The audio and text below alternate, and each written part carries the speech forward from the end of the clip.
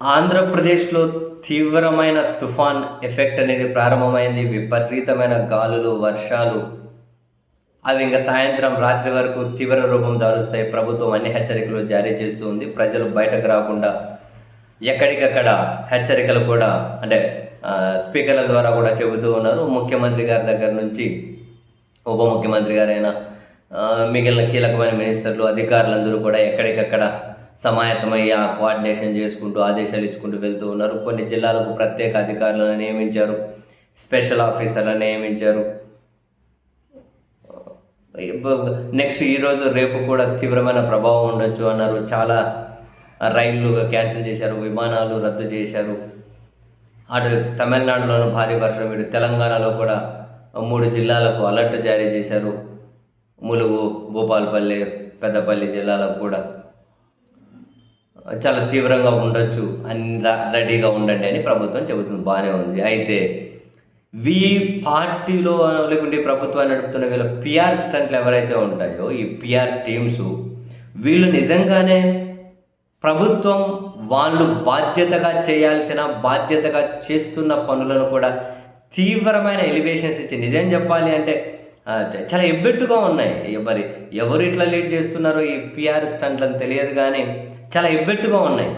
ప్రభుత్వం చేస్తున్నటువంటి ఆ పని ఏదైతే ఉంటుందో దాన్ని వీళ్ళు ఎక్కిరిస్తున్నట్లుంది. అంత తీవ్రమైనటువంటి పిఆర్ స్టంట్స్, ఎలివేషన్స్ అక్కర్లేదు.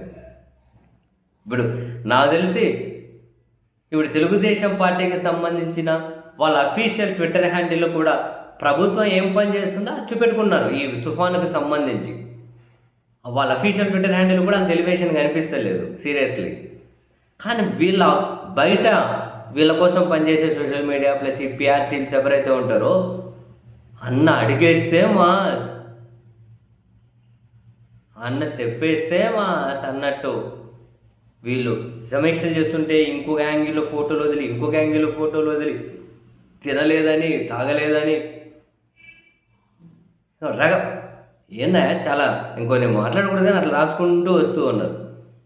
ఇంకా డిప్యూటీ సీఎం కార్యాలయం అయితే బహుశా అంటే సినిమాటిక్ సంబంధించినటువంటి లీడర్ కాబట్టి, ఆయన సినిమా నుంచి వచ్చిన కాబట్టి ఆ విధంగా ఆయన సాటిస్ఫై చేయాలేమో, సమీక్షలు చేస్తున్నారని చెప్పి స్టైల్గా ఆయన ఒక్కటి ఫోటోలో 5, 6, 7, 8 వరకు పోస్టు చేస్తూ ఉన్నారు. ఏందవుతుంది? ఎందుకు ఇదంతా? వాళ్ళ పని మాట్లాడాలి. ఎక్కడైనా అక్కడ జరుగుతున్నది ఏంటి? అక్కడ ప్రజలు ఇబ్బందుల్లో ఉన్నారు.